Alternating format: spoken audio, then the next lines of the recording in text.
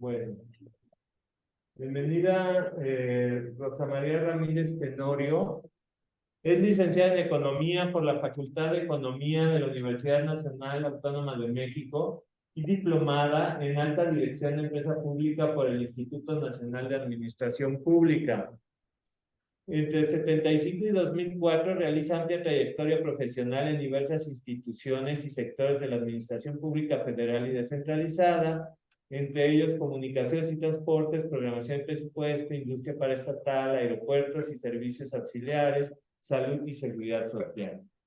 En el ámbito académico, 5 años como profesora de asignatura en la Escuela Nacional de Trabajo Social de la UNAM, entre otros lugares. Y en el ámbito de consultoría, colaboración en un proyecto de investigación con el Centro de Investigación y Docencia Económica.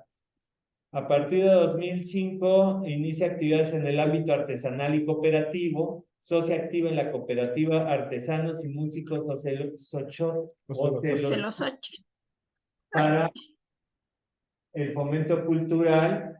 Por acuerdo de asamblea se desempeña como responsable de vinculación y gestión para la integración e intercambio de interés para el desarrollo de la propia cooperativa Ocelosochitl y del sector cooperativo. Como representante de su cooperativa es miembro cofundador de la Red de Cooperativas Culturales de la Ciudad de México, organización con la cual ha realizado actividades de representación como relatora y ponente en diversas mesas de trabajo, talleres o foros organizados particularmente por el Instituto de los Derechos Culturales de la Ciudad de México y la Oficina de Innovación Cultural de la Secretaría de Cultura de la Ciudad de México. Ha realizado cursos de actualización de educación cooperativa, impartido por instructores de la Secretaría de Trabajo y Fomento de Empleo, gestión de innovación social, lectoescritura pictográfica mesoamericana, en la Escuela de Lengua y Cultura náhuatl, entre, bueno, una larga trayectoria que no vamos a... Mejor vamos a escuchar a nuestra invitada. Bienvenida, Rosa, muchas gracias. Muchas gracias por participar. Entonces, pues ahí podemos empezar con tu presentación, luego Héctor y para cerrar, Alberto. Gracias. Adelante. Adelante. Muchas gracias. No sé, ahorita tengo la presentación. Ustedes me indican si ya se ve, por favor, si fueran tan amables. Todavía no. Le tienes que dar compartir, ¿no? ¿Sí? Sí. Y Ahí está. Te pone una... Ahí está ya. Ahí se ve ya, ¿verdad? Sí, se empieza a ver. Ya. Sí. Ah, perfecto. Bueno, pues les agradezco infinitamente la invitación que nos han hecho a este evento, a esta circunstancia tan extraordinaria que es el trabajo que están desarrollando en el Centro de Ciencias de la Complejidad. Me siento muy nerviosa porque me parece que es un tema demasiado abundante, demasiado importante, y pues agradezco pues la deferencia que han tenido conmigo. Comentó brevemente mi semblanza José Miguel, nuevamente gracias, y pues entremos en materia. Preparé algo muy sencillo en el que, bueno, tomo como base lo que ustedes nos hicieron favor de comentar, arte más economía. Bueno, pues me atreví, soy admiradora de Van Gogh y me atreví a ilustrar esta pequeña inicio de presentación con pues esta fabulosa obra Sembradora bajo el sol, porque ahí recoge justamente estas dos cuestiones importantes que son el arte y la economía. Ahora, arte más economía. ¿Por qué es tan necesaria esta simbiosis?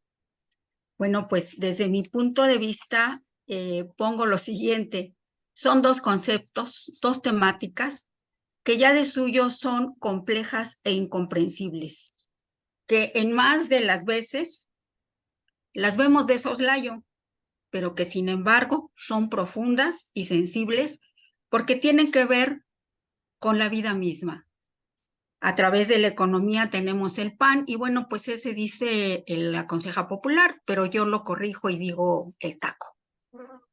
Y se dice por ahí que no solo de taco vive el hombre, pues ahí están el arte, ahí está la cultura. Desde siempre nos han dado significado y sustento. Y pues bueno, para poder entrar muy rápidamente a lo cotidiano, y necesariamente tengo que hacer algunas breves, revisar algunas breves evidencias sobre el sistema económico actual. En esta parte, bueno, el sistema industrial capitalista ha creado un mundo absolutamente desigual. Todo lo vemos, digo, es una evidencia muy clara. La miseria es la que reina y muy pocos son los que concentran la riqueza. Ilustro con una fotografía del segundo informe de Oxfam, que bueno, Héctor nos hizo favor de en algún momento presentarla. Es muy interesante porque vemos ahí justamente ese contraste tan fuerte que se ha creado. Bueno, pues el sistema actual muestra pues estos efectos destructivos del sistema en todos los ámbitos.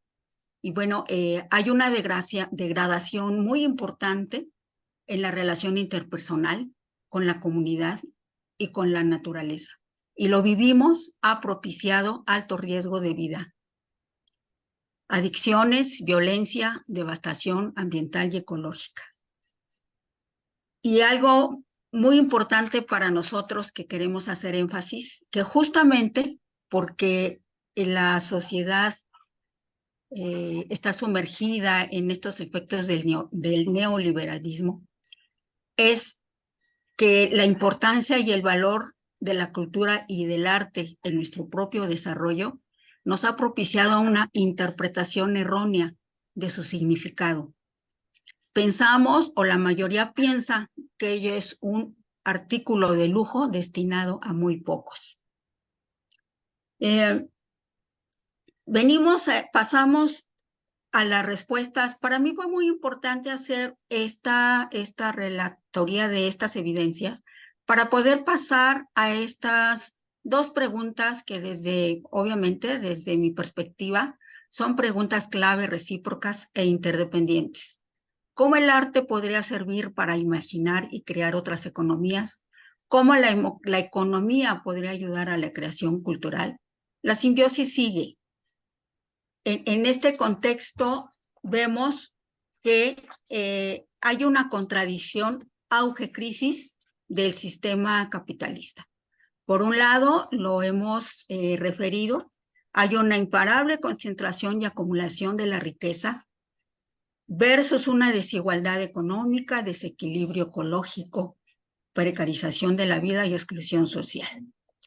Incluso sabemos de los mínimos satisfactores para la convivencia y el bienestar. Esta contradicción, auge, crisis del sistema, es causa evidente de un sinfín de problemas estructurales. En la sociedad contemporánea actual se han agudizado.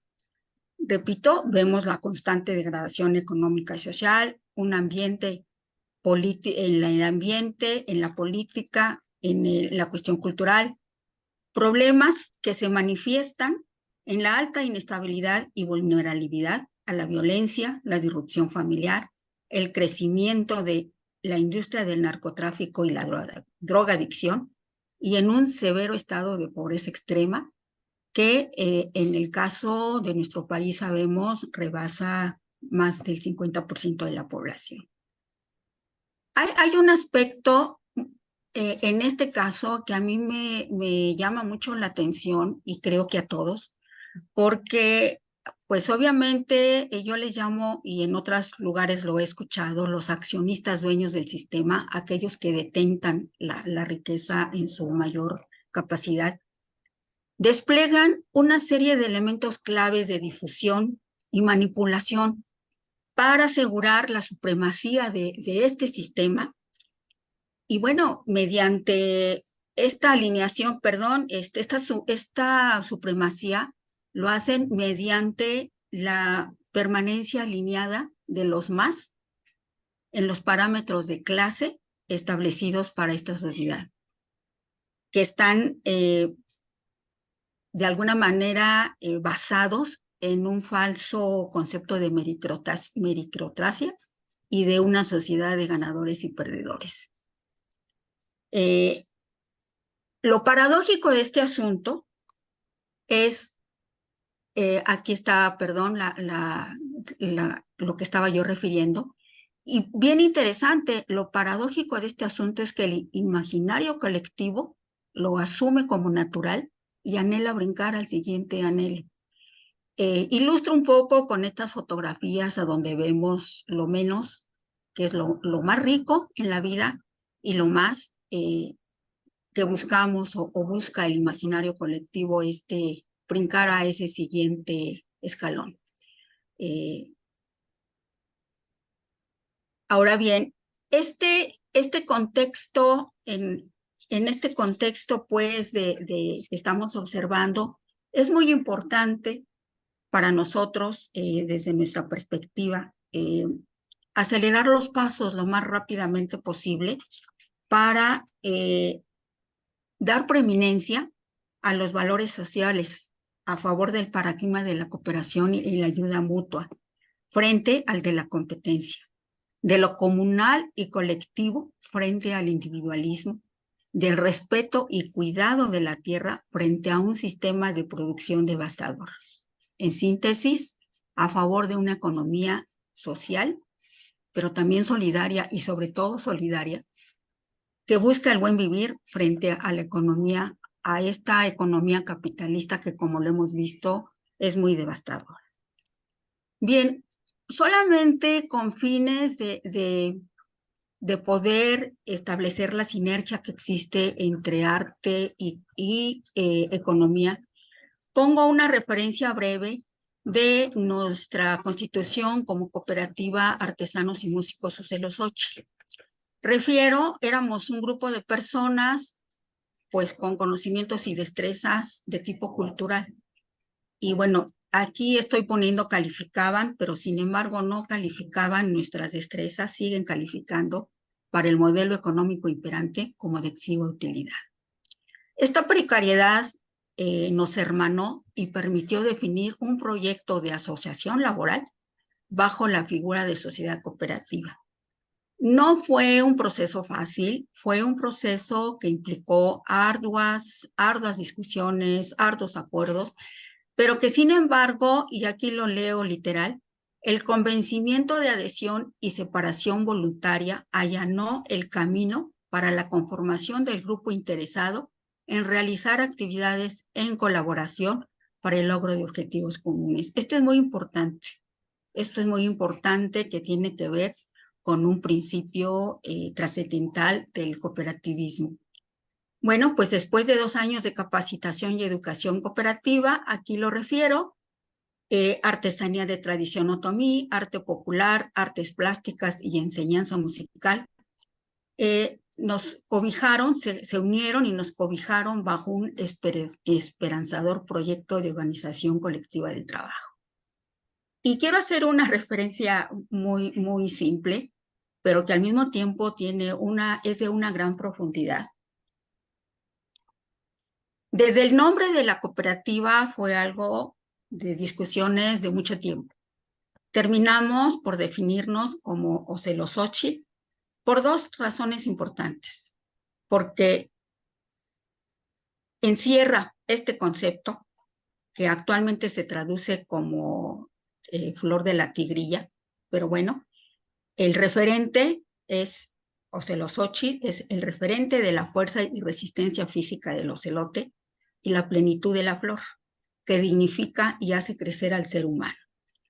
Nos hemos estado cobijando mucho en nuestra inspiración porque no es sencillo estar, permanecer, subsistir, y a pesar de todos los, pues de alguna manera, todos los desencuentros y todas las dificultades que se han tenido, pues aquí estamos en un proceso de reorganización, en un proceso de seguir en esta importante labor en un contexto de economía solidaria.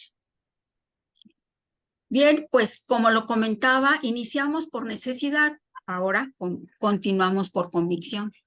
hemos caminado 13 años de trabajo colaborativo y aprendizaje al interior. Porque si bien nosotros nos constituimos como cooperativa en 2012, comentaba que fueron 2 años de capacitación y educación. Entonces, esto se suma a 13 años. Que además este año me gusta mucho que tengamos 13 años porque, como todos ustedes saben, el 13 es un número simbólico trascendental en nuestra cultura antigua. Obviamente, con base a nuestro objeto social, hemos desarrollado pues todo esto a través de la producción y venta de nuestros productos, pero aquí he querido resaltar sobre todo las actividades de índole social y solidaria que para nosotros han sido muy satisfactorias. Una es el diseño y ejercicio de un proceso de intercambio y sinergia de saberes que realizamos con la Escuela Nacional de Trabajo Social, con la comunidad académica de la Escuela Nacional de Trabajo Social en el último semestre para ellos, y que derivó en un foro que denominamos como Exponámonos con las Cooperativas. Se llevaron a cabo 6 ediciones que fueron interrumpidas por cambios de disposiciones de la autoridad universitaria después del terremoto de 2017.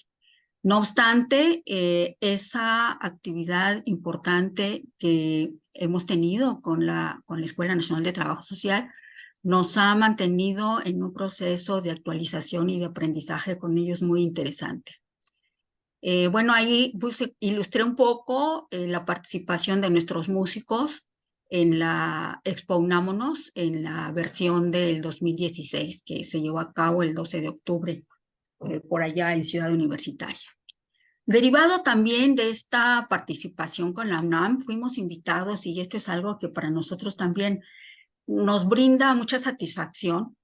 Nos invitaron a participar en un taller sobre cooperativismo en el marco del programa 2007, Apoyo en la Reinserción Social de Adolescentes y Adultos del Reclusorio Sur de la Ciudad de México.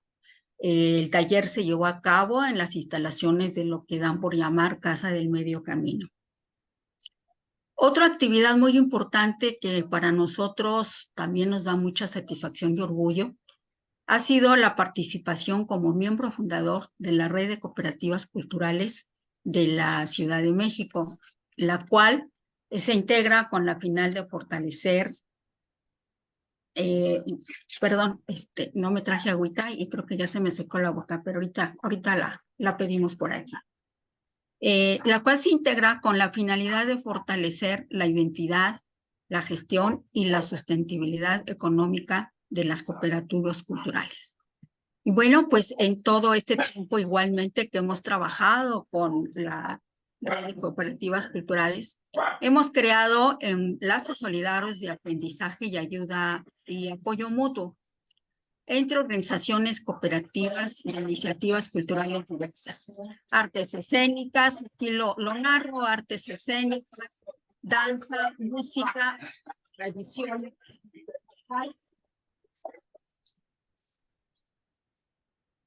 Perdonen, pero creo que la jauría se alocó. Y bueno, pues aquí solo para fines de ejemplificar, estoy tomando igual los logotipos, faltan muchas, por supuesto, pero estamos hablando de la fundación, de la propia, y aquí estamos como red de cooperativas culturales, con un montón de sinergias en ese sentido. Nuestra actividad igual hemos tenido muy importante participación en muchos niveles. Llevamos a cabo una feria, la primera feria de cooperativas culturales. Igual fue un proceso que nos llevó casi un año de preparación, organización y reclamo ante las autoridades que tienen que ver con la cultura en la ciudad. Sin embargo, bueno, finalmente lo hicimos. Hemos tenido muchos foros y coloquios en las instalaciones que nos abrigan, que es la Casa de Cultura Jarillas, y en época de pandemia, pues obviamente, pues vía online. Si bien ha habido logros y avances, falta mucho, pero mucho trabajo por desarrollar en todos los ámbitos, en el cultural, en el político, gubernamental, en el académico, ni se diga, ambientalista, privado y social. Para nosotros es importante la adhesión pues, de un montón de agentes involucrados, de todos aquellos que estén interesados en tener otra forma, en construir otra forma de economía. Y aquí refiero, el reto es continuar sumando saberes, experiencias y voluntades en este proceso de construir otra economía, de pensar en las condiciones necesarias para lograr que las aspiraciones sociales de reconstrucción del tejido social y cultura de la paz sean factibles mediante la práctica de una economía social solidaria y sustentable. Ahora bien, ¿cómo trazamos el camino? Son 3 aspectos, 4 condiciones vitales: arraigo local, diversidad, reciprocidad e interdependencia. Son estas condiciones vitales, lo refiero, para la transformación orientada a promover la inclusión social, el desarrollo individual, colectivo y comunitario de las personas que viven en un territorio determinado. Enfatizo, las personas y el lugar que habitan son 2 elementos determinantes. Tenemos que privilegiar el quehacer y la acción desde el corazón mismo de las comunidades. Es importante que esta transformación desde la comunidad se dé con personas relacionadas entre sí, haciendo cosas juntas, desarrollando rasgos de identidad colectiva, de sentido de pertenencia en un ambiente de aprendizaje y cooperación disciplinaria e interdependiente. Y discúlpeme, no puse la fuente, pero esto que pongo entre comillas, el territorio es la construcción social en la que ocurre la vida, es el espacio natural transformado por las interacciones humanas en las que se construye sentido e identidad. Se me fue el nombre, pero me comprometo a darlo, es de una fundación que pugna mucho y ya ha hecho muchas publicaciones sobre la transformación social y ecológica. Y bueno, pues en los territorios justamente es donde los significados de cultura, arte y creatividad adquieren una gran dimensión. Pues es a partir de la cultura que construimos nuestra identidad y, por supuesto, reconocemos los valores estéticos que encierra. Me atreví a poner como fotografía una que está en el libro Tosepan, 40 años haciendo camino, porque me parece que es un referente ineludible respecto al trabajo en el corazón de las comunidades. Si bien pensar y creer en una nueva organización económica nos conduce a sí mismo a crear un nuevo paradigma cultural que permita dejar atrás la interpretación reducida de la cultura como actividad recreativa y fortalezca su esencia como formadora de ciudadanía reflexiva y crítica. Esta fotografía tiene también su fuente, es otra de las, que bueno, al final se los haré el comentario, de una cooperativa autosustentable en Huatusco, Veracruz. Una cuestión fundamental: ¿cuáles deben ser los temas que el arte y la cultura deben enfocar para coadyuvar a esta necesaria transformación social, económica y ecológica? Y aquí este es un texto tomado del taller de Economía Social y Solidaria que en algún momento tuvimos en la red de cooperativas culturales. Está en juego la defensa de la vida en contra de esquemas de organización de la producción ansiosa y enferma, causante de la destrucción del planeta por la vía de la depredación y la degradación humana y ambiental, aquella que proclamó la autonomía individual como meta de la vida y el dinero como la medida de la autonomía y del éxito. La respuesta, evidentemente, no es sencilla. Sin embargo, tenemos un montón, ¿no? Un montón de evidencias, tanto en el orbe como aquí en México. Entonces, pues mi sentencia sería aprender de esas experiencias, conocerlas, desmenuzarlas y potenciarlas en espacios y ámbitos propicios. Y bueno, ya un poco lo había introducido, menciono 2 casos excepcionales de cooperativas autosustentables: la Unión de Cooperativas Tosepan en Cuetzalan, Puebla, y Las Cañadas, Centro de Agroecología y Permacultura en Huatusco, Veracruz. Ambas a su espacio lo han dotado de sentido, han compartido ideas, proyectos, han generado su identidad y lo han hecho a partir de sus necesidades más comunes. Han creado espacios de expresión artística donde hay diversión y aprendizaje y sobre todo, muy importante, se crea apego. Pues son una ilustración del libro, de la portada del libro Somos Tosepan, 40 años haciendo camino, en la cual su discusión y presentación la Red de Cooperativas Culturales tuvo la oportunidad de participar.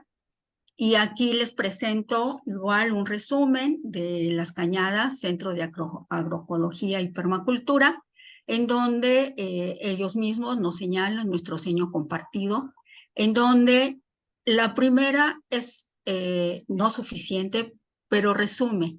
Somos una comunidad unida como familia que trabaja y vive de manera sostenible. Pues ahí está. Es muy importante. A mí me parece que por ahí tenemos mucho que aprender, mucho que revisar y potenciarlo. Mi reflexión final es que el desarrollo cultural comunitario es sin duda la opción ideal para la transformación social y económica a partir del reconocimiento crítico de realidades y con base a ellas de la construcción creativa del futuro. Y que el papel protagónico debe tenerlo una red de fuertes amarres propicia para fortalecer el vínculo social, su mutualidad. Y sobre todo, buscar afanosamente que el valor educativo de las artes para la vida sea así un nuevo valor social comunitario construido para sí y por sí mismo. Y por último, agradecer con las siguientes reflexiones. La canción es un pájaro sin plan de vuelo que jamás volará en línea recta. Yo creo que eso, pues dicho por Violeta Parra en algún momento, nos dice pues todo el trabajo que tenemos y la orientación que debemos darle. Y aquí no puedo olvidar tampoco mi orientación hacia el conocimiento de lo antiguo, de la importancia del antiguo y de las enseñanzas del antiguo. La mariposa, precepto filosófico mesoamericano del movimiento, codifica.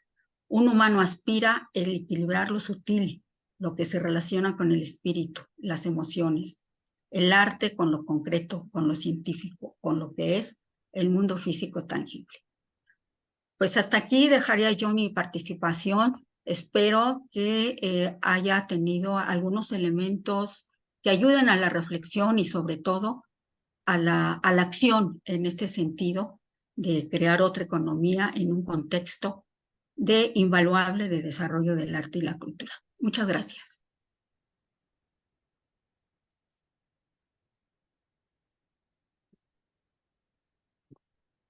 Muchas gracias, Rosa. Bueno, pues vamos a dar paso a la charla de Héctor, luego Alberto y al final, si tienen tiempo, si te puedes quedar, Rosa, platicamos un poquito todos.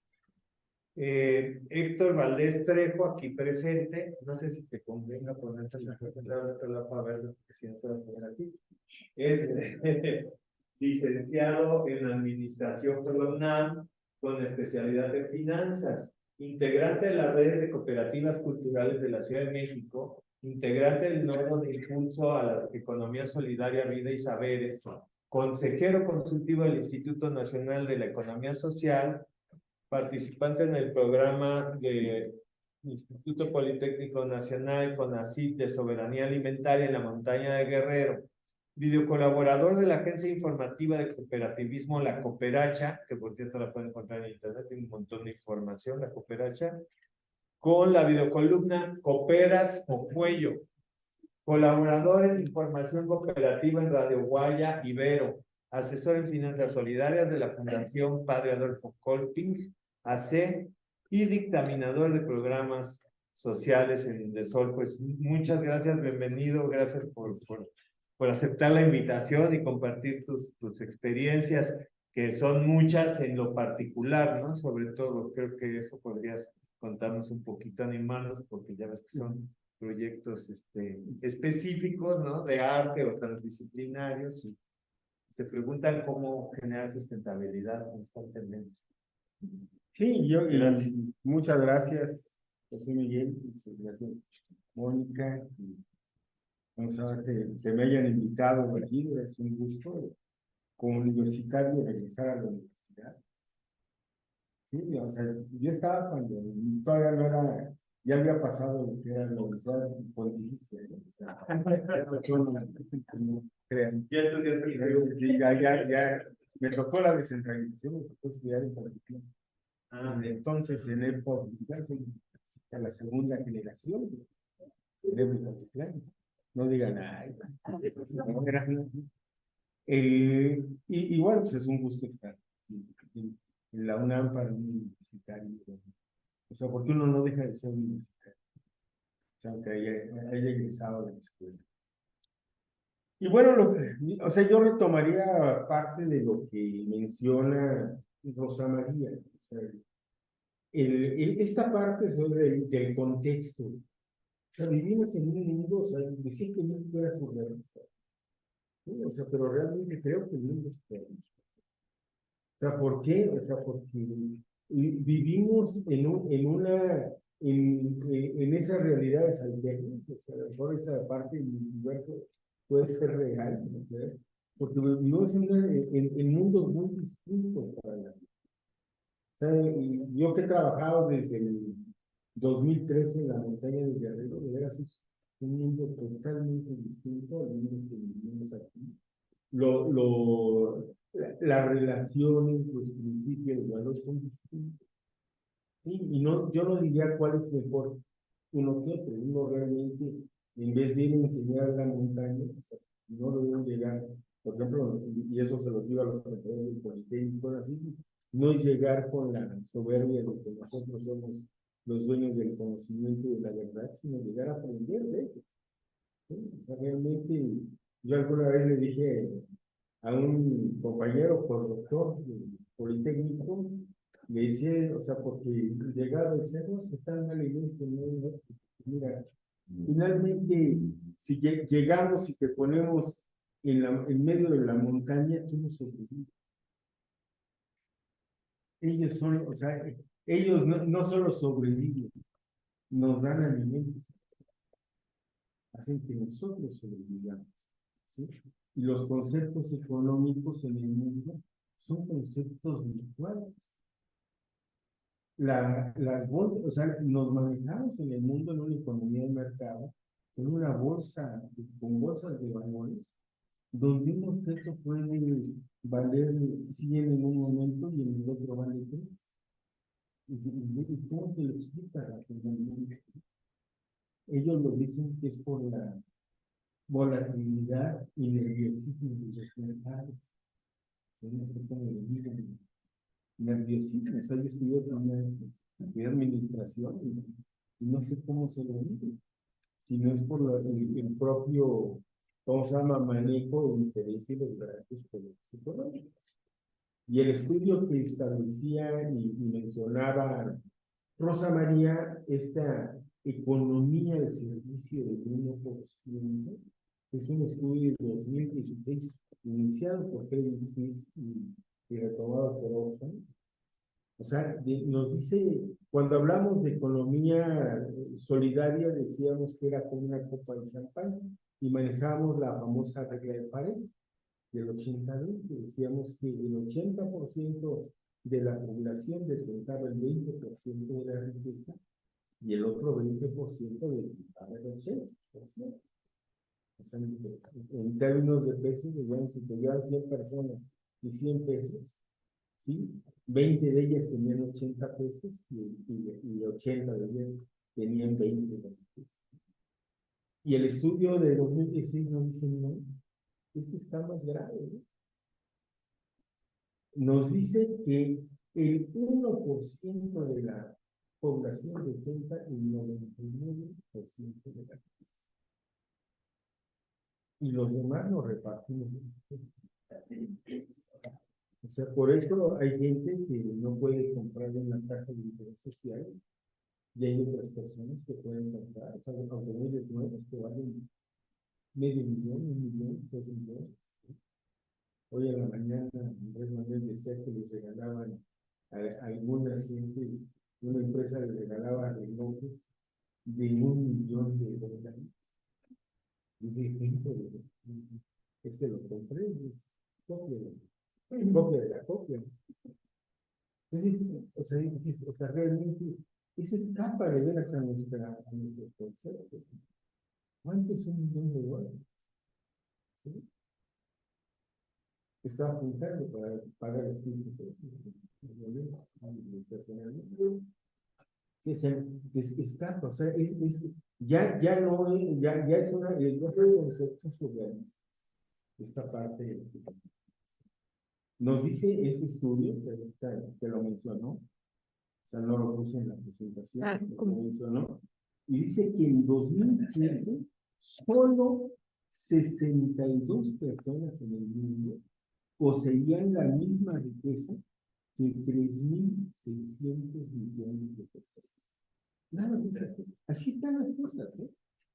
O sea, porque a veces muchos creen que si se meten de futbolistas, ya lo hicieron, ¿no? Van a ganar los de Cristiano Ronaldo, y no, ellos son uno, ¿no? Que gana, ¿no? O sea, hay salarios y bueno, váyanse aquí a, ¿cómo se llama? Campo de la universidad y vean que hay futbolistas profesionales que ganan, o sea, 10,000 y ganan en primera división, o sea, no todos, o sea, esto es una pirámide.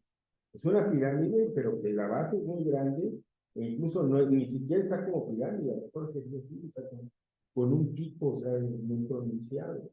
Y dice que la riqueza de esas 62 personas más ricas en el mundo, en los últimos, o sea, de 2010 a 2015, se incrementó el 45%. También hay estudios que durante la pandemia, los ricos, esto quiere decir que la economía de mercado, lo que se sustenta estas desigualdades, o sea, ya muchos economistas, o sea, mencionan que esto ya dio lo que tenían que dar. O sea, por razón natural, se va a colapsar. Hay propuestas, incluso de ricos, es como si estuvieras jugando ese monopolio, ese turista, ¿no? Ya hay una persona que se quedó con todos los bienes y cada renta que deben, nosotros vamos a ir pagando. Y ya no tenemos con qué pagar, entonces, ¿qué va a pasar? ¿Sí? ¿Qué va a pasar? Se habla en el mundo, el mismo Elon Musk hablaba de que ya debería de haber en el mundo, estarse considerando la renta universal. Ya las empresas, por la misma automatización y esto de ¿cómo se llama? De la inteligencia artificial, o sea, va a desocupar muchas gentes. Va a desocupar muchas gentes. Entonces, habrá gente que no, o sea, ¿qué se va a hacer con toda esa gente que no tiene trabajo, no tiene ingresos? Pues que se les dé una renta universal. Ya empezamos, ¿eh? En el mundo, o sea, aquí en México, ¿no? Por la 65 y más, que es una pensión también de carácter universal, pero ellos hablan de que esta pensión debería ser para todos, porque se requiere, las empresas para estar generando sus ciclos requieren que haya. Entonces, o sea, nos ponemos a llorar, ¿qué hacemos? ¿Sí? O sea, ¿qué hacemos? ¿No? Entonces, bueno, empezamos lo de la presentación, porque ese es el contexto, ¿no? Y cuando se habla, por ejemplo, de arte y se habla de cultura, o sea, realmente a veces se habla de cuestiones cuantitativas en economía y cualitativas en el arte. Estamos hablando de dos cosas muy distintas. Incluso ahora se sacan muchas clasificaciones de los tipos de economía. Hay la economía feminista, la economía circular, la economía solidaria, economía social, que tienen sus diferencias. Pero cuando hablamos específicamente de arte y economía, o sea, estamos viendo el comportamiento de esos productores que son los creadores de arte, ¿sí? Y los consumidores que son los compradores.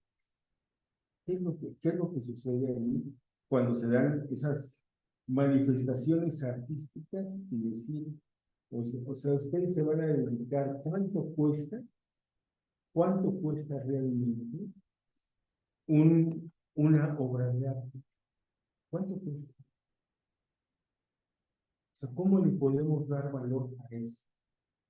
Que es una cuestión, o sea, es también como cuánto cuesta, o sea, hacer un mueble de un árbol, ¿no? O sea, de manera económica y la propia cuestión de negocios, se le da un valor, se le da un valor por tener, como se llama, un referente. Pero ¿cuánto realmente está costando? O sea, ¿cuánto? O sea, y además, o sea, eso tiene también visiones muy específicas, ¿no? Nos pasamos a la siguiente.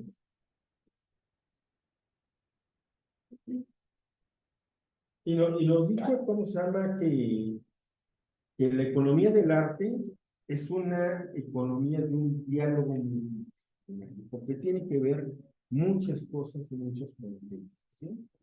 Y que esto incluso, o sea, en algunos aspectos va a contradecir a los economistas y también va a contradecir a los estudiosos, ¿sí? Ustedes han visto un programa que es El precio de la historia, ¿sí? O sea, donde llegan con antigüedades y dicen, bueno, esto, ¿cuánto costará, no? ¿Cuánto costará esta jarrita que fue la dinastía Ming? ¿Cuánto realmente cuesta? Entonces tienen que hablarle a un evaluador especialista. Pero también partimos de que ese especialista, o sea, le creemos porque le creemos, que da ese valor.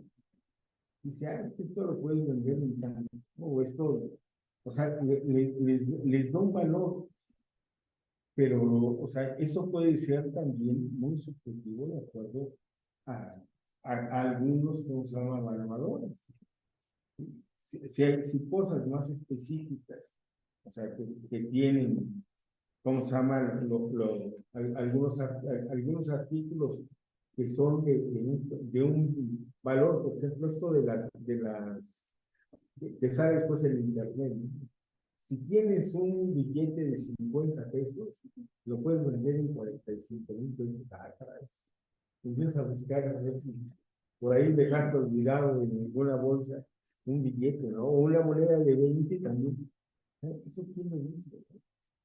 O sea, es muy subjetivo y entra en muchas contradicciones y entra en una cuestión también de oferta y demanda. ¿Quién busca eso? ¿Quién es capaz de pagar? ¿Sí? O sea, hay una historia también, no sé si recuerden, es una ciudad suiza quiso comprar unos cuadros de Dalí. Y decían, bueno, pues es que estos cuadros vamos a gastar tantos millones de euros. Por eso, entonces, los sometieron a votación. Y el 53% de la votación pasó que sí querían comprarlo.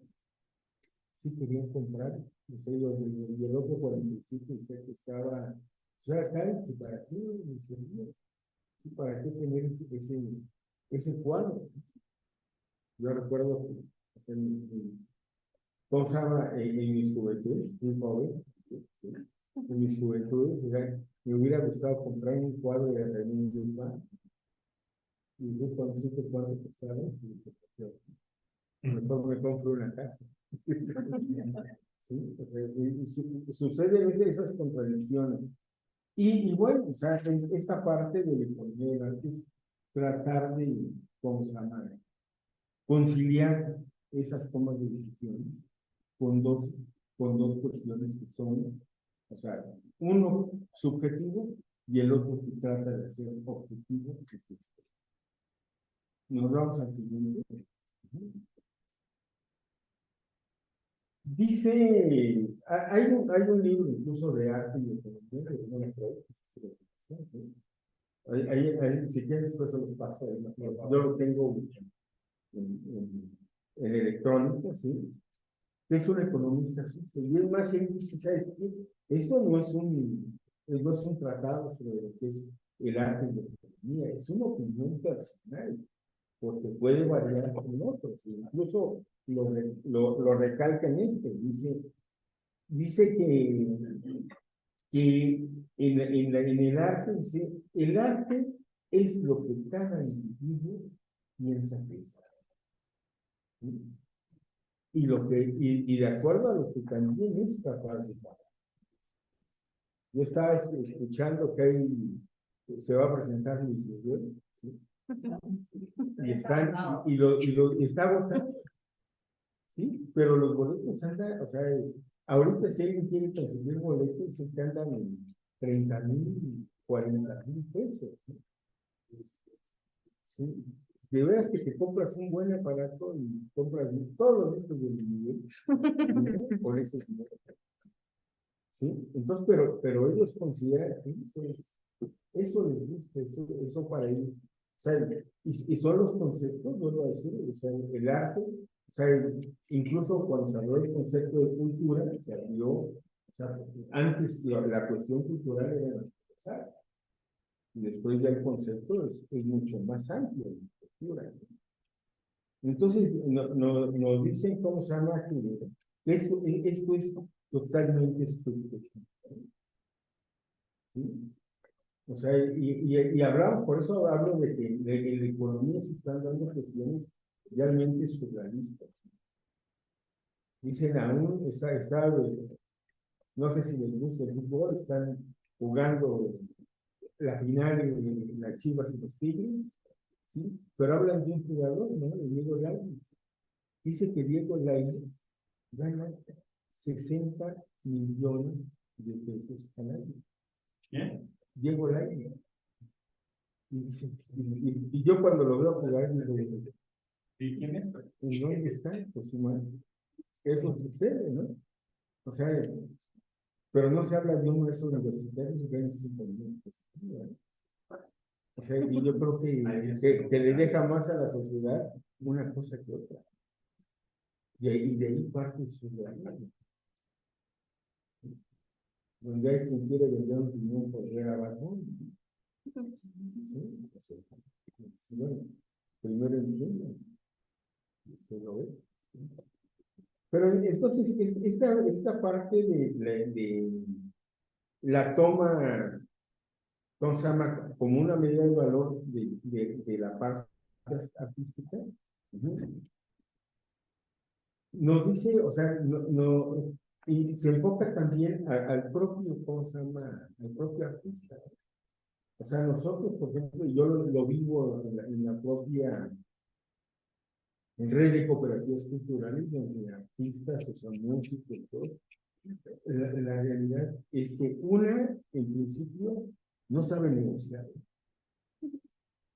Dos, o sea, es que hablo en general, ¿eh?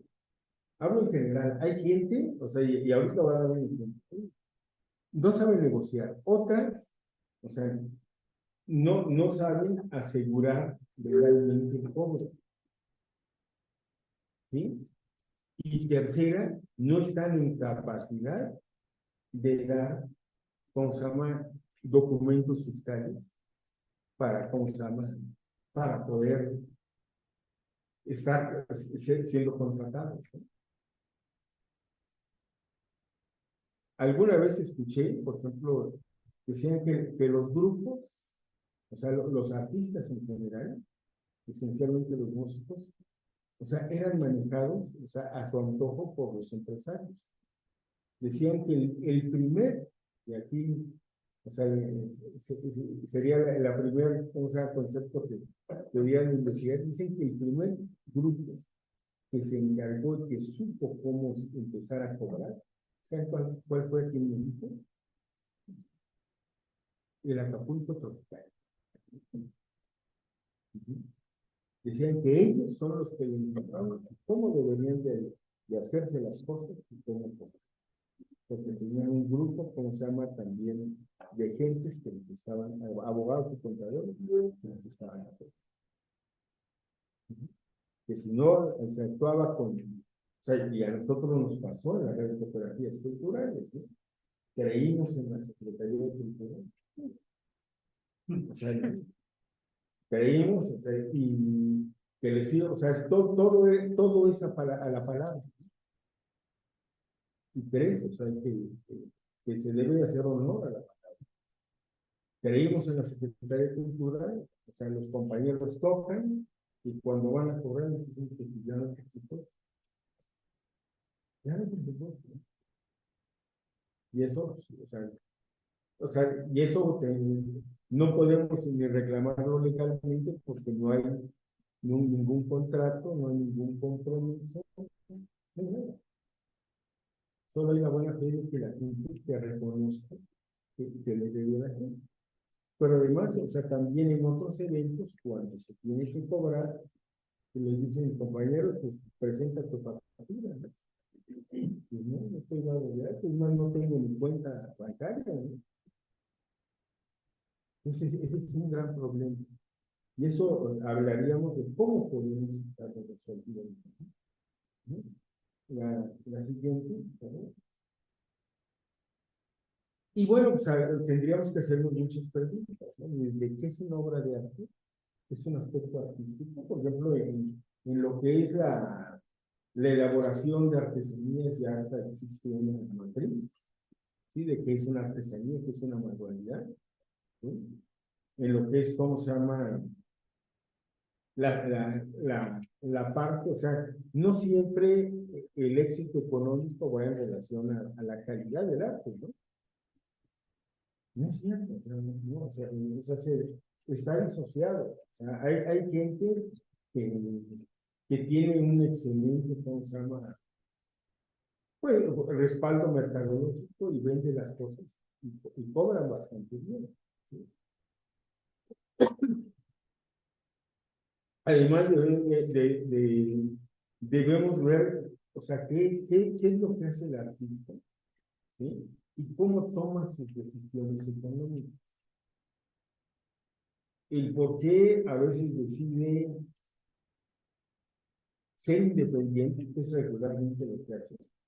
Y otra, pues, o sea, pues dedicarse y tener un sueldo en algún lado, ¿no? A veces con los sufrimientos que tienen en las artes, ¿no? Por eso existen los grupos de no vivimos empleados, por esos retrasos que se tienen y a veces por los enfoques tan subjetivos que tienen también, no solo los particulares, sino los funcionarios públicos sobre lo que es el arte y cuánto vale ese arte que van a dar. Y cómo se puede, o sea, saber quiénes consumen el arte, quiénes son, o sea, esto nos iría acercando hacia estudios de mercado más específicos. ¿Hacia dónde debemos dirigir, o sea, nuestro arte? ¿Quién lo va a valorar? Y como cliente, ¿quién lo puede pagar? O sea, no nada más es quién lo valora, porque, o sea, les pasa mucho a las artesanas, ¿no? O sea, hay cosas muy bonitas, yo recuerdo, o sea, yo he trabajado con artesanas en Chiapas, en Campeche, en Guerrero, en Cril, en Chihuahua, y es más, hicimos ahí, o sea, unos estudios de costo, o sea, en la zona de Xochitlahuaca, en la costa chica de Guerrero, y todo. ¿Y saben cuánto gana una artesana por hora de trabajo? En promedio. ¿Cuánto? Como 20 pesos. Bueno, pues, una artesana por hora de trabajo está ganando actualmente entre 1 y 5 pesos por hora. Y lo regateamos, ¿sí? O sea, pero también se da porque desconocen el dónde deben ir. Y cuando a veces ellos tratan de venderle a turistas sin competencia. O sea, si una da un precio, el otro baja más para que se le compre. Entonces, esto se les tendría que ayudar en esto. Se les tendría que ayudar en eso. Entonces, pero ¿qué hacemos? O sea, nosotros ¿Qué alternativas tiene la gente? ¿Sí? Porque este problema no es únicamente de la parte artística, ¿no? Es también de la parte laboral. Las modificaciones que se han hecho a las relaciones laborales, anteriormente muchos universitarios, o sea, llegábamos a salir y decíamos, bueno, queremos ir a un despacho grande o a una entidad donde a la larga nos pudiéramos cuidar. Sí, nos van a correr de aquí. Sí. Bueno, y en este aspecto, o sea, ¿qué alternativa les recomendaría? ¿Qué alternativas? O sea, finalmente, o sea, la cuestión fiscal tenemos que atender y tenemos que regularizarnos también para tener mayores oportunidades y potencial. Entonces, el pensar individualmente es un gran problema. Eso dicen que ser pobre sale caro, porque el pobre compra más cara las cosas. Entonces, ¿cómo nos defendemos? Solo defendiéndonos en colectivo. La creación de cooperativas culturales que permitan entre varios artistas, o sea, tu actividad la puedes desarrollar independientemente, no necesariamente en grupo, ¿sí? Pero los artistas pudieran, ¿cómo se llama?, emitir facturas y cobrar a través de las cooperativas. Eso les daría, o sea, un gran potencial, ¿no? Además, o sea, de que también, o sea, buscar otros beneficios de carácter colectivo, que son esencialmente de consumo, de comprar en común.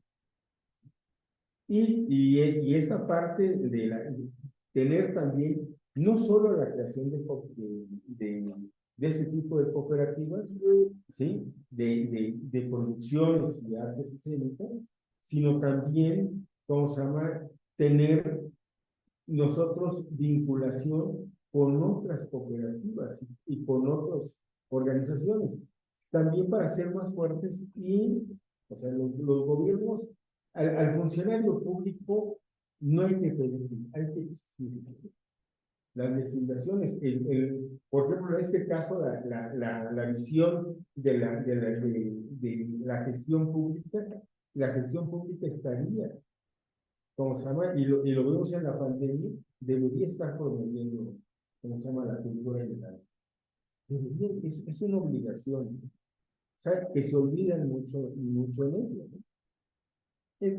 Entonces, una de las alternativas sería esta y la vinculación para poder exigir a los funcionarios y también poder negociar o incluso desarrollar proyectos propios como en algunas partes se están desarrollando, ¿no?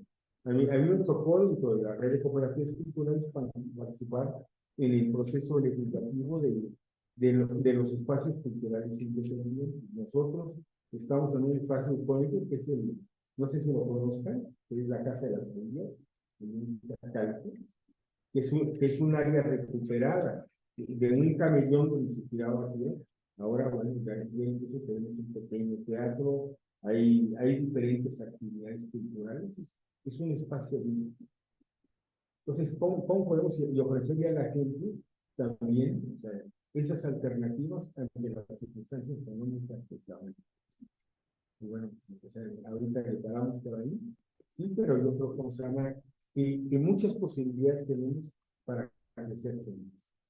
Y hay una frase que dice que solos llegamos más rápidos, ¿sí? Pero, o sea, juntos alcanzamos por esto. Muchas gracias.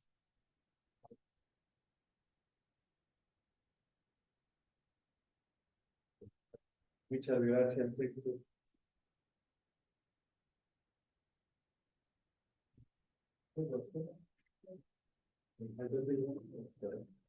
Bueno,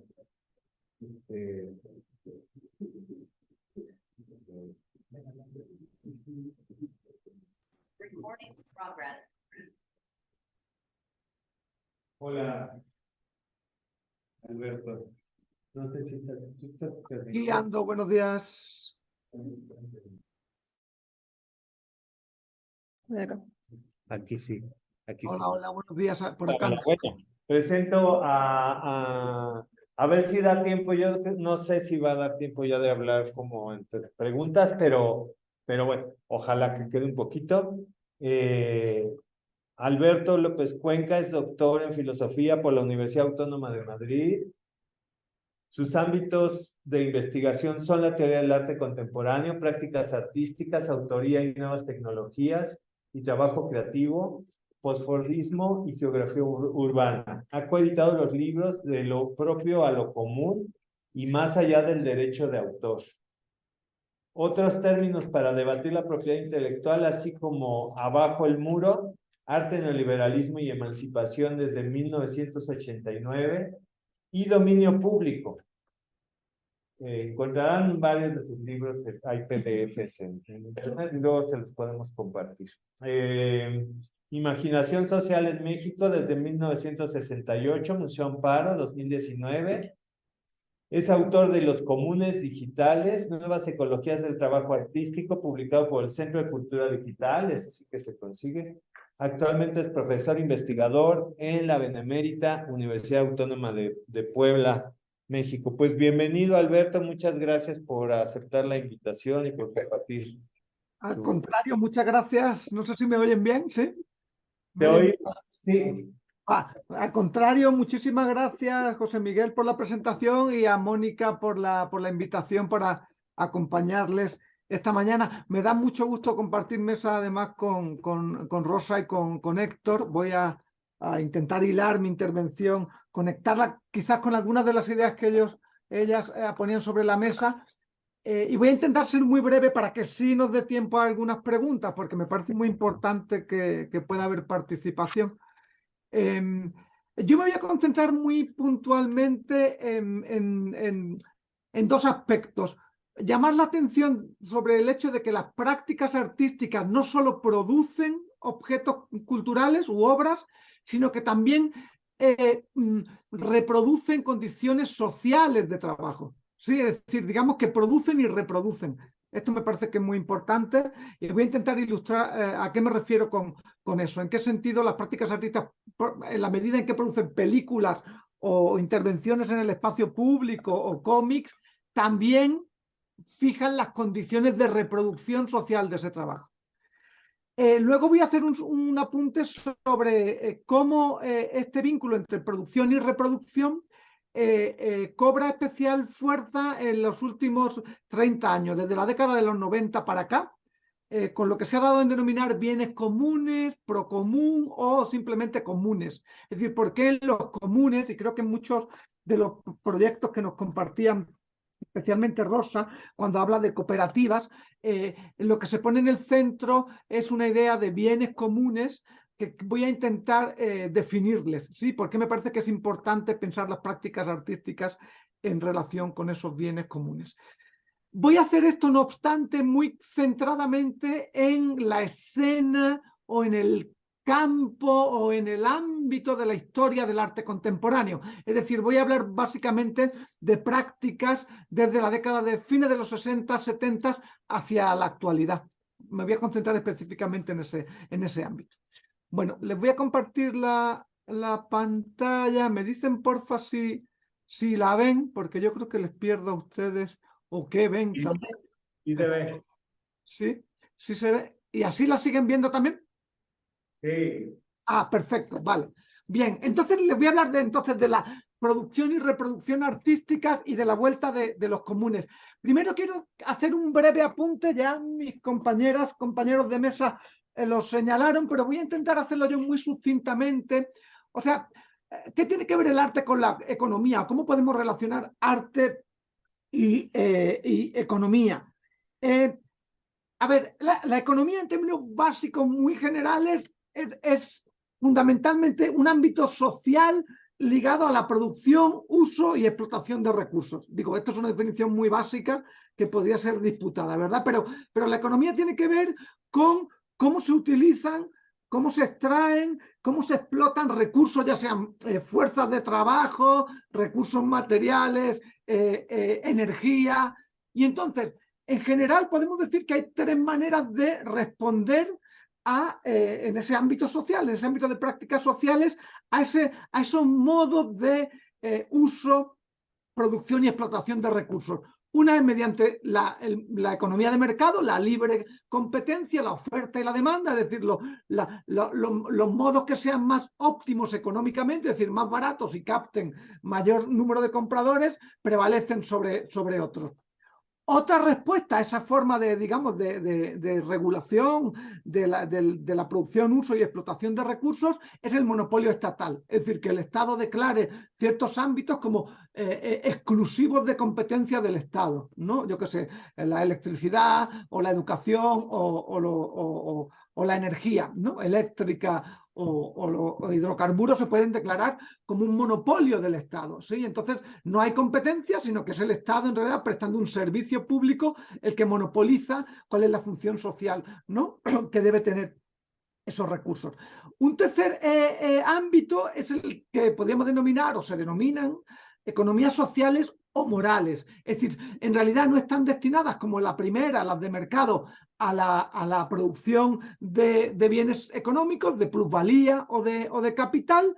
No están destinadas necesariamente a prestar un servicio público para toda la ciudadanía, como imagina el Estado, sino que son formas de asociación que responden a ciertos aspectos específicos. Y era muy interesante cuando Rosa describía cómo operaba la cooperativa en la que ella trabaja, ¿no? Ocelosochitl, hablaba de arraigo local, diversidad, reciprocidad e interdependencia. Bueno, esos son valores de una economía social o moral. Es decir, no están orientados a una economía de mercado, es decir, a la plusvalía, que genera más ganancia económica, no es un servicio social para todos, sino que tiene que ver con formas de articularse, de asociarse a través de las prácticas culturales y artísticas, en este caso, pero para favorecer otros valores, la reciprocidad, la diversidad o la interdependencia. ¿Vale? Bueno, esto en términos muy generales, digamos que estos son como tres grandes rubros en los que podríamos caracterizar eso que denominamos economía. Es interesante la etimología, me interesa aquí mucho la etimología del término economía, que viene del griego oikos, que además del nombre de una marca de yogures, ¿verdad? El oikos en realidad nombra de una manera muy genérica algo así como la casa, pero no es la casa como la entendemos nosotros como el espacio doméstico.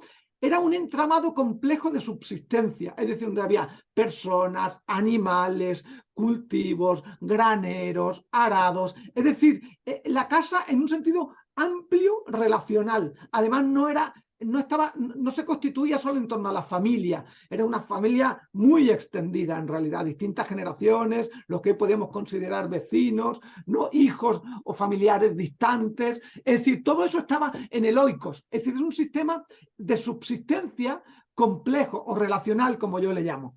Bien, en el oikos jugaba un papel fundamental la tecné, es decir, la habilidad para hacer algo, que eso es el término de que eventualmente saldrá el término arte, ¿no? Y la paideia, es decir, la educación, bueno, lo que hoy denominaríamos educación. La paideia, de ese término proviene el término pedagogía. Bien, a eso los antropólogos lo llaman, a esa concepción de tecné o de paideia, lo llaman endoculturación. Es decir, ¿qué es lo que ocurre cuando pasamos a formar parte de una comunidad? Que aprendemos su lengua, su historia, a apreciar su comida, a entender la noción de tiempo con la que opera, a operar en los mismos términos en los que se articulan las relaciones amorosas o sexuales. Es decir, la endoculturación está ligada, por tanto, a la constitución de un oikos relacional, ¿vale? Los alemanes llaman a eso, o lo llamarán Bildung, que en inglés les sonará porque comparte la misma raíz que building, es decir, digamos que es lo que podríamos llamar una cultura edificante, nos constituye como sujetos, como parte de una colectividad, ¿vale? Ok, en el siglo XIX pasa algo que va a definir, y es muy interesante que Rosa pusiera dos ejemplos, Van Gogh y Jean-François Millet, ¿no? Con las espigadoras, una obra muy interesante, que pertenecen al siglo XIX.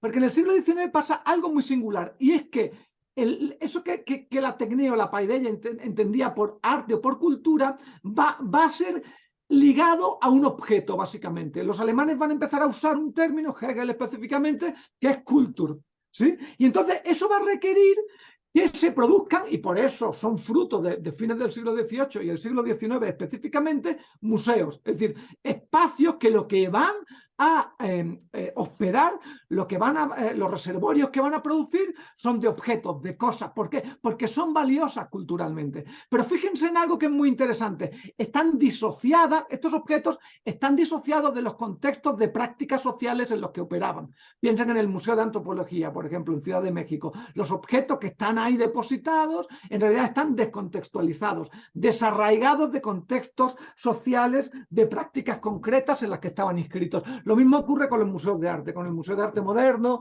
o con un museo de arte contemporáneo. Aunque hay la situación es más compleja porque podemos pensar que hay producciones que están pensadas directamente para el museo. Bien, eso lo que va a producir entonces es una noción de valor muy específica. La cultura va a tener un valor inscrita en sí misma, es decir, va a representar, por ejemplo, la identidad nacional, ¿no? Y entonces van a devenir patrimonio.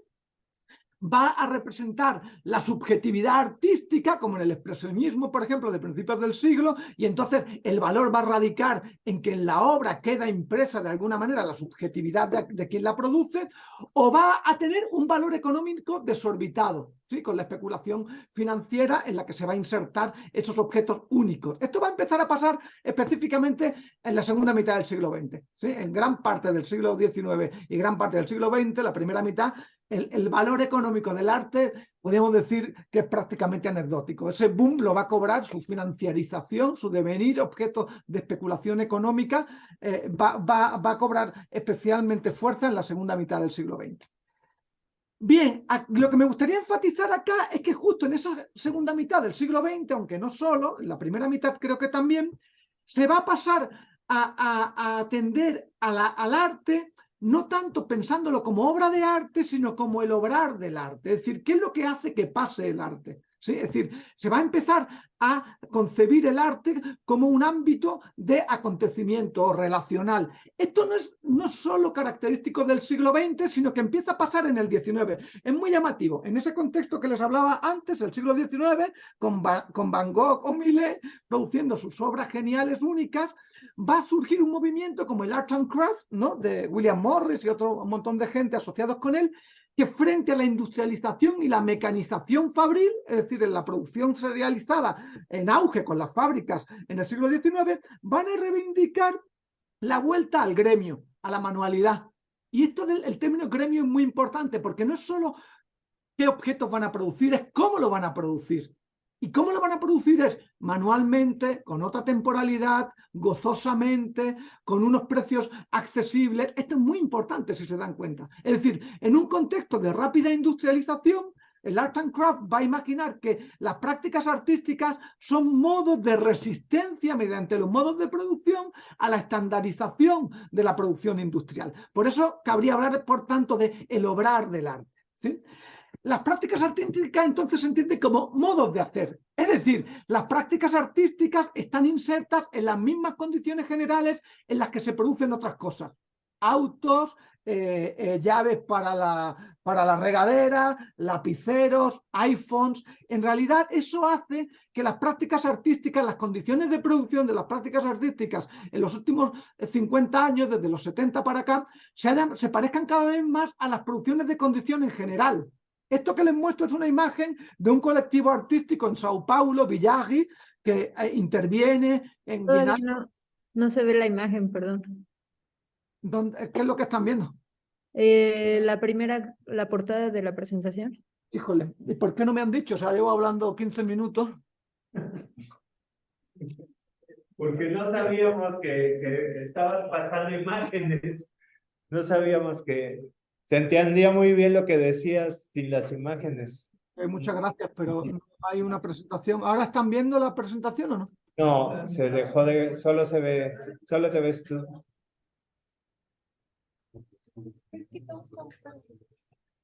Ok, ahora sí lo ven correr o no. A ver, sí, ya se ve. Es que tienes que irlo bajando, exacto. O sea, ¿aquí qué ven? ¿Ven La de negro que tiene nuevo? que ver el arte con la Sí, la economía. página 2 de tu presentación. Ok, ¿aquí viene lo que les decía de la economía o no? Sí, ¿qué tiene que ver el arte con la economía? O sea, bien, entró ahora una parte nueva que es economía de mercado, de Estado y sociales, o eso no sale. No, tienes que bajar otra vez, señalar con tu cursor el número 3. Es que no está en presentación. No está en presentación. Ah, tendrías que poner en el slideshow que pase solo si quieres, ¿no? Arriba slideshow. Sí, pero no está pasando. Ok. ¿Ahora lo ven correr o no? Vemos get the message. En la página 4 de tu presentación. No, o sea, no está corriendo. Bueno, vale, ok. Entonces, ahora sí lo ven el slide, el slide, el 2. El 2, sí, el 2. Ok. Aquí ven acá economía de mercado, de Estado, economías sociales o morales. ¿Sí? ¿Eso Sí. lo ven?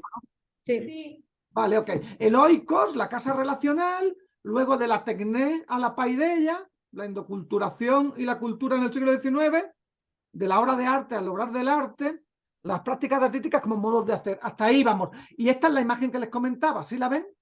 Sí. Esto es del colectivo Villarri. En realidad se parece a un estudio de arquitectura, de diseño o a una empresa de publicidad. Es decir, lo que estoy diciendo es que las prácticas artísticas operan cada vez más en unas condiciones similares al del resto de condiciones de producción en los últimos 50 años. Entonces, la pregunta que cabe plantear ahí es entonces, ¿qué producen de modo distintivo las prácticas artísticas? O sea, ¿qué es distinto en los modos de producción de las prácticas artísticas? ¿Qué es lo que generan entonces? ¿Vale? Y entonces eso nos lleva de vuelta a preguntarnos dónde se insertan las prácticas artísticas, si en la economía de mercado hay prácticas que efectivamente producen para el mercado, en la economía del Estado, es decir, producen para exhibir en museos con becas del FONCA, ¿no? Es decir, dentro de una lógica estatal o en el programa comunitario de la Secretaría de Cultura, o producen, como ilustraba el caso que nos compartía Rosa, otros valores. Es decir, que lo que producen no son solo objetos, sino las relaciones sociales que hacen posible la producción de gráfica, de cerámica o de café. ¿Me siguen en esto o no? A eso me refiero con que no solo las prácticas artísticas no solo producen, sino que generan también las condiciones de reproducción social. ¿Sí? Imaginan de qué manera tienen que poner en práctica, en marcha, las condiciones materiales mediante las cuales van a generar aquello que generan. De hecho, en la intervención de Rosa planteaba una pregunta: ¿cómo podría el arte servir para imaginar otra economía? Y yo añadiría, ¿cómo podría servir las prácticas artísticas para poner en práctica otras formas económicas? ¿Vale? No solo imaginar, sino poner en práctica. Ok, muy rápidamente, porque ya como tuve que repetir esto, me pasé de tiempo. Me interesa mucho qué es lo que ocurre desde la década de los 60 en adelante. Probablemente en torno a 1968 fue el último momento, antes del 68 y después del 68, cuando hubo un reto generalizado mediante la movilización social al modo de producción capitalista. Después no digo que no haya habido movilizaciones o que la caída del muro de Berlín no sea relevante, pero una movilización social que planteara el cambio de modelo productivo como se hace en torno a aquel momento, me parece que es difícilmente trazable, como que abre un ciclo de cambios sociales que probablemente no hayan concluido ahora. Entonces me interesa mucho ahí cómo en realidad, es que claro, ya no sale todo de golpe, la presentación tenía como distintos momentos. Y no me voy a detener mucho en esto porque ya me retrasé muchísimo, pero hay todo un debate, si se dan cuenta, en torno a la década de 1900, no, esto está mal, esto es del 84, este texto es de Lucy Dipard del 84, respecto a cuál es la función política del arte, no la función social, esto es muy importante. La función política era cómo podían imaginarse mediante las prácticas artísticas otras maneras de abrir espacios de sociabilidad, de vivir en común, ¿sí? Y hay un montón de casos al respecto. Por ejemplo, Víctor Gripo y Jorge Gamarra van a producir en 1972 un horno para hacer pan. Hay una convocatoria del CAIC en Buenos Aires, que se llama Arte y Ideología, y ellos lo que proponen es construir un horno colectivamente hacer pan y repartir los panes. Es decir, imaginar el proceso de creación como un proceso colaborativo y de beneficio común para aquellos que participan directamente en él. Es una especie de laboratorio artístico, si quieren, de economía social. Obviamente tiene una dimensión alegórica, ¿no? Respecto a la multiplicación y reparto de los panes, ¿no? Como en la mitología del catolicismo.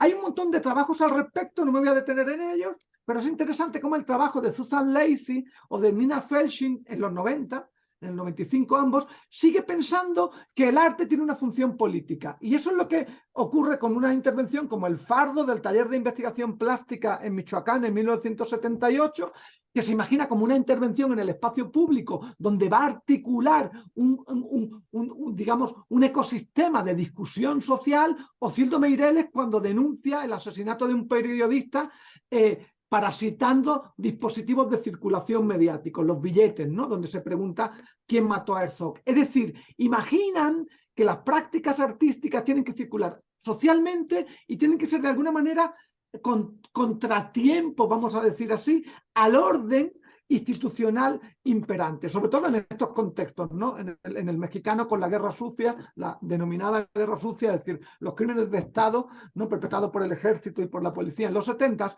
y en el caso de Brasil en plena dictadura. Hay algo muy interesante. A partir de ese mismo momento, de la década de los 90, empieza a ocurrir un interés por el arte contemporáneo, por las formas colaborativas. Hay una exposición de 1993 de Hans Ulrich Obrist que se llama Do It o Hazlo, que es una colaboración de Obrist con Christian Boltanski, donde lo que imaginan es que los artistas no produzcan nada, sino que hacer un libro donde haya todo un conjunto de indicaciones de cómo producir la obra, pero que en realidad sean los espectadores quienes hagan la obra, ¿sí? Entonces hay indicaciones de Ai Weiwei, de Minerva Cuevas, de Gabriel Orozco, en fin, de un montón de artistas globales. La exposición se ha hecho ya en más de 50 ciudades, en China, en Finlandia, en México, en Chile, en Australia, donde quieran. Pero aquí hay algo que es sumamente interesante, si se dan cuenta, porque en mi opinión la colaboración aquí no funciona para producir formas de resistencia y autogestión social, sino para capturar la fuerza de trabajo colectiva de los espectadores, ¿sí? En función del sistema del arte. Eso es lo que en realidad va a teorizar que es quien van a popularizar en la década de los 90 esta idea del arte como colaboración. Es la estética relacional de Nicolas Bourriaud a partir de una exposición de 1997 y el texto que es muy popular de 1998, donde Bourriaud en realidad selecciona artistas como Gabriel Orozco porque producen relaciones sociales. Es decir, Gabriel Orozco en Turista Maluco pone, una vez abandonado un tianguis, cerrado el tianguis, pone unas naranjas en el tianguis y produce una relación social. Entonces, en mi opinión, lo que se produce con estos trabajos, con el de Obrist y con el de Bourriaud, es una banalización, ¿sí? De las prácticas artísticas como forma de producción de sociabilidad y de otras prácticas de economías alternativas, ¿sí? Dicho de esta manera, estamos atendiendo a lo que podríamos denominar una concepción neoliberal del arte colaborativo, ¿sí? De eso habrán otros muchos textos donde no me voy a detener, ¿no? Grant Kester o Charles Green.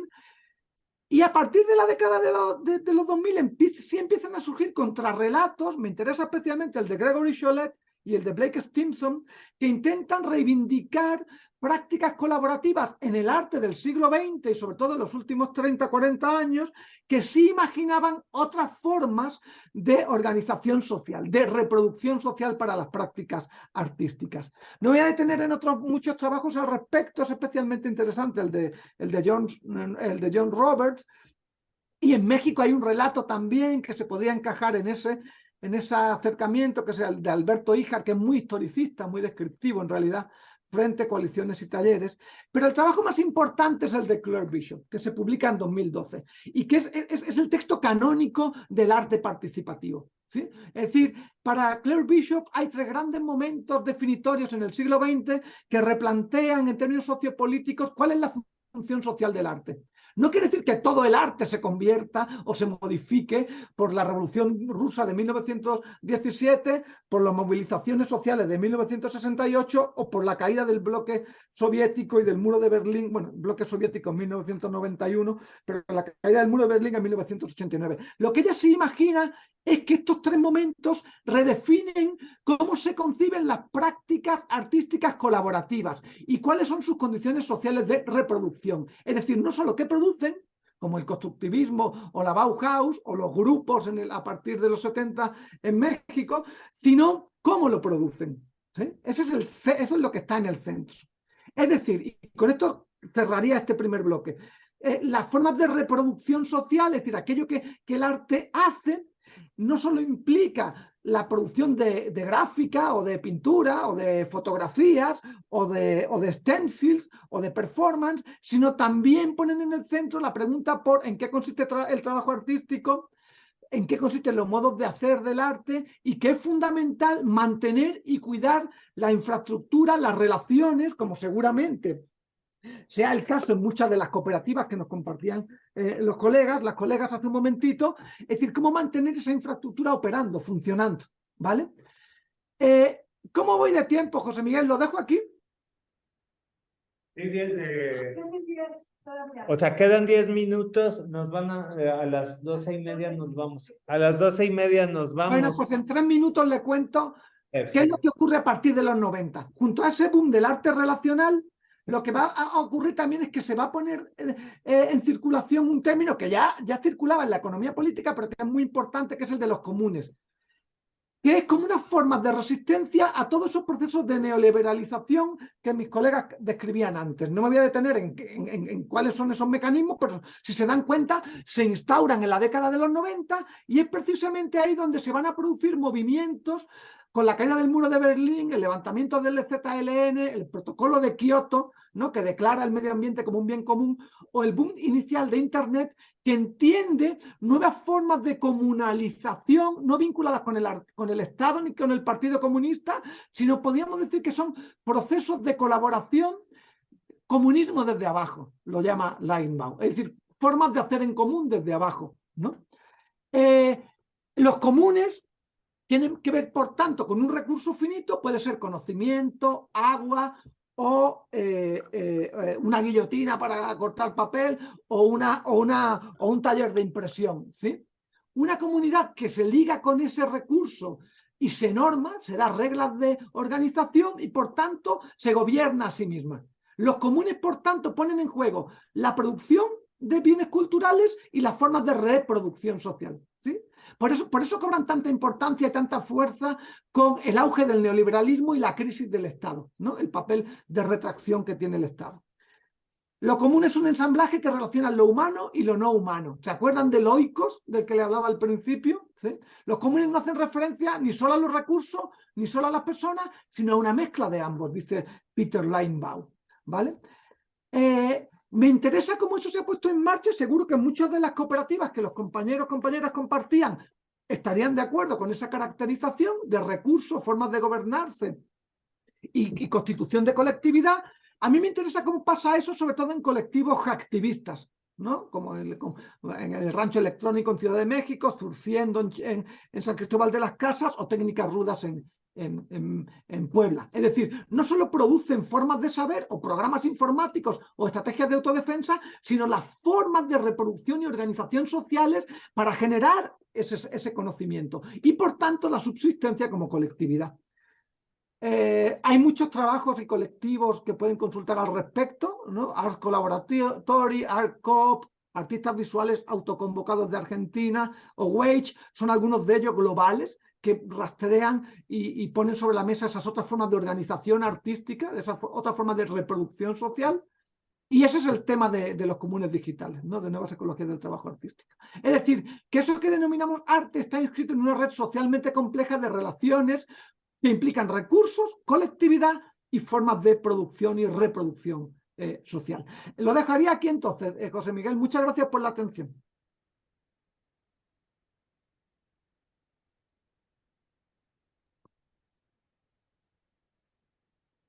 Muchas gracias, Alberto. Buenísimo. Pues que Bueno, quedan 10 minutos en lo que nos piden el espacio, nos requieren. Entonces, no sé si pasamos la palabra, 3 preguntas rápido, o todas, así que se vayan dando y luego contestan ustedes o comentan mejor, para que sea más práctico, ¿no? Entonces, a ver, primero, y luego tú. Sí, la pregunta que yo quería hacerle a Héctor es si tiene algunos ejemplos o algún ejemplo de este tipo de cooperativas de la cual hablaba, cooperativas de artistas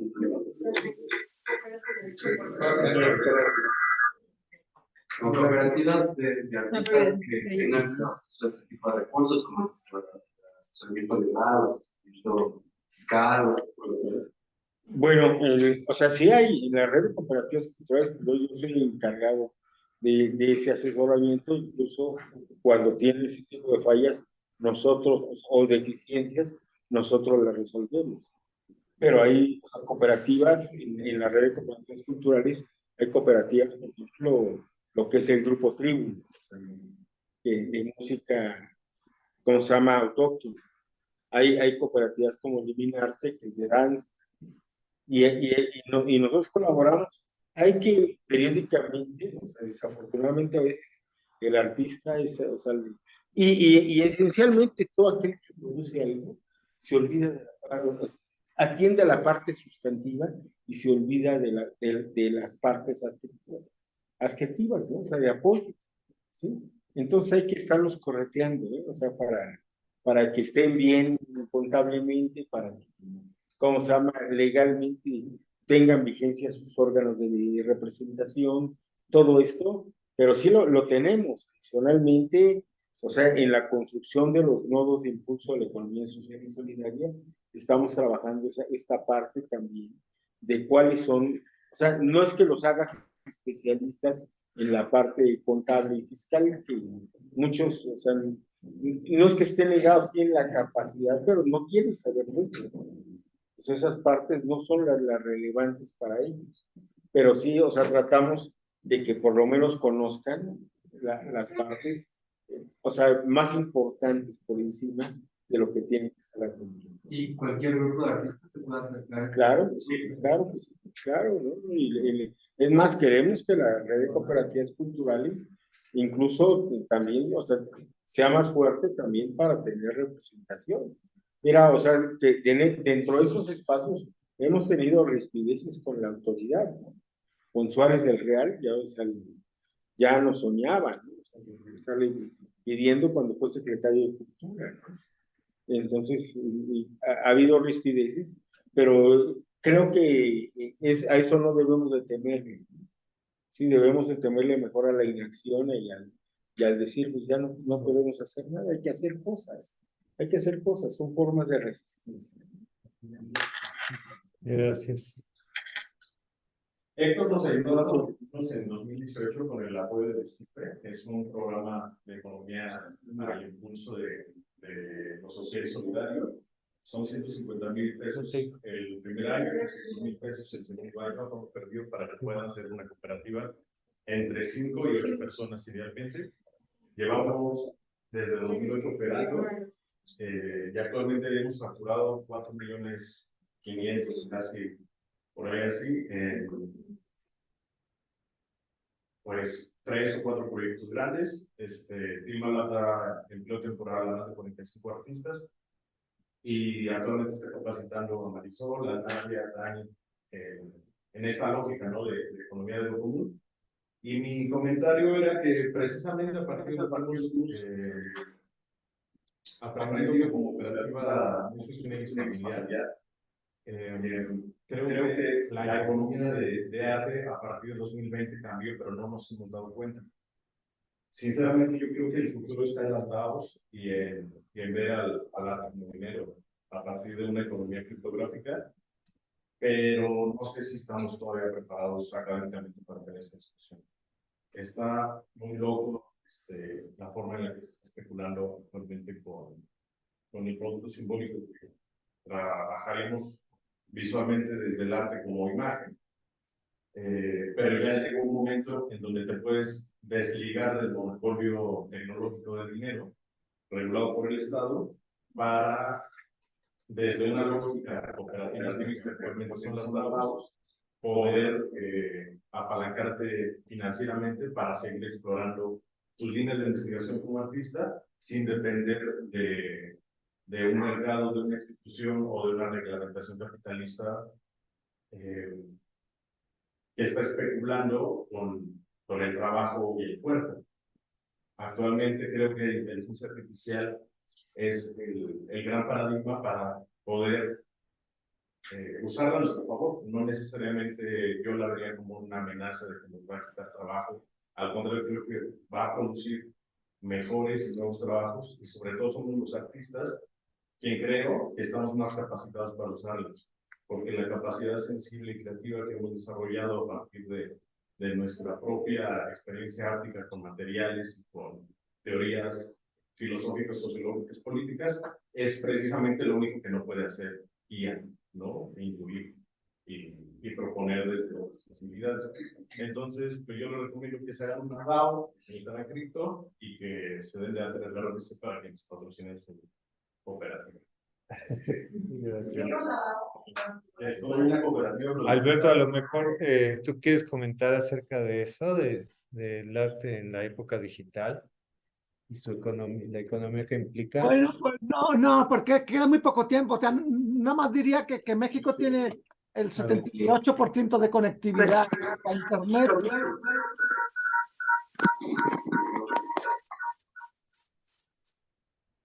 ¿Se oye? Sí. Ah. No sé si hay.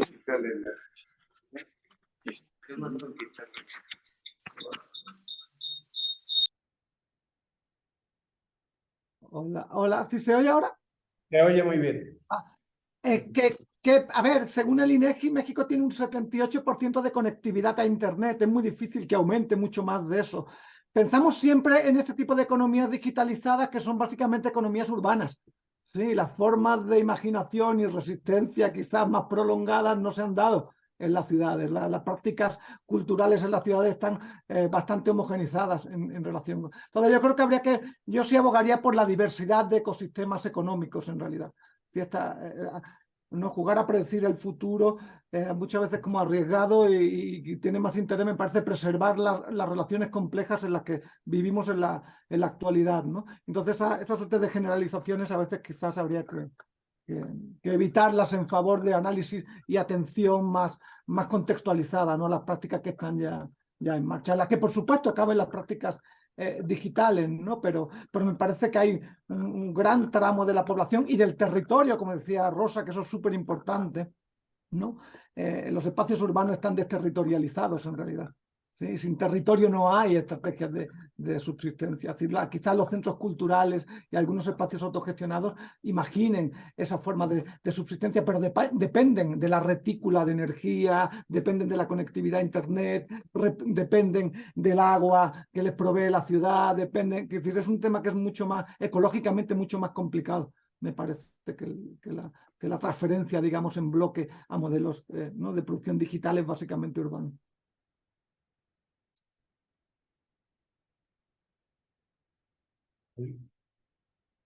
¿Pregunta? ¿Comentarios? Sí, pero no necesariamente tiene que venir desde la comunidad. O sea, pienso en el dispositivo de la metrópoli que hablaba Guattari, que se extiende hasta afuera de lo eléctrico del urbano.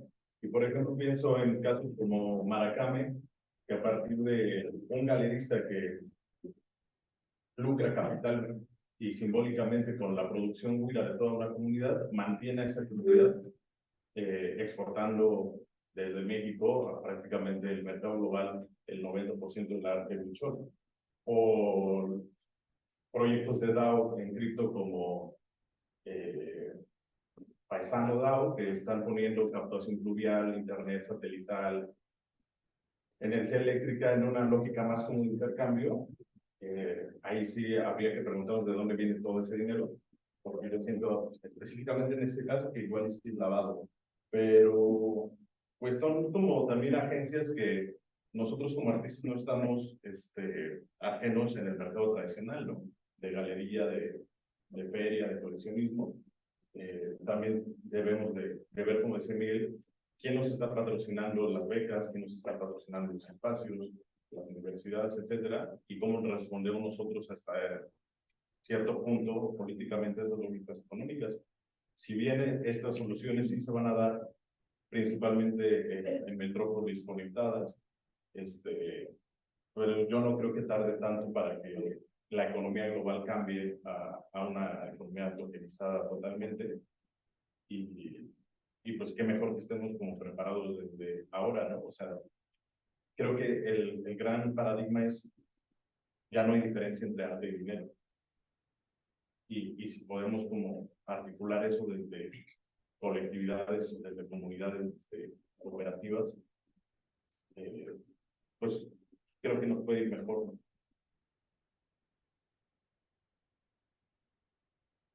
¿Alguna otra pregunta o comentario? O de ustedes, de Rosa, de Héctor.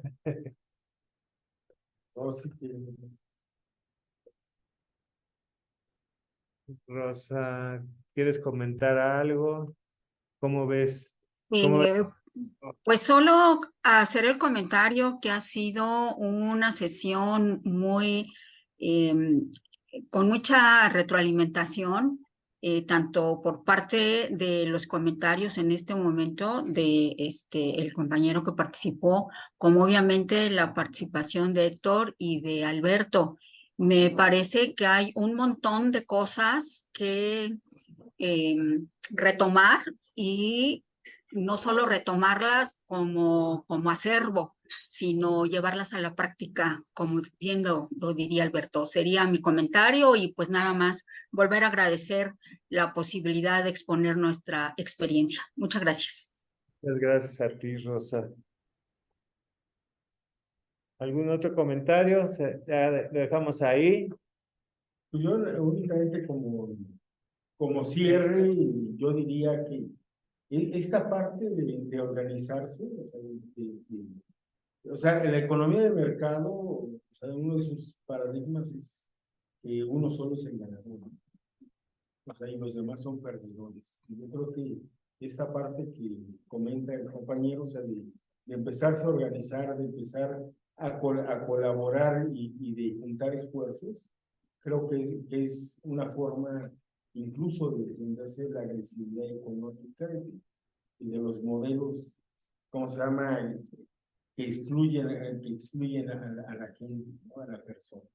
E ir creando, o sea, en lo personal, pues, tengo la satisfacción de estar participando en diferentes proyectos. Hay uno que le mostraba ahorita a José Miguel, que no sabe que había traído el documento, pero que es que es un colectivo que se llama Huayquicacac, que lo que va a pretender es ante uno está con las telefónicas y no sabes cuánto te cobran, ¿sí? Y esta parte del internet como un derecho humano, ya, derecho a la comunicación, derecho al desarrollo, o sea, se pretende que se tenga en las comunidades, ¿sí? Y estamos desarrollando el modelo de organización para poderlo hacer factible y promoverlo no solo a las comunidades alejadas, ¿sí?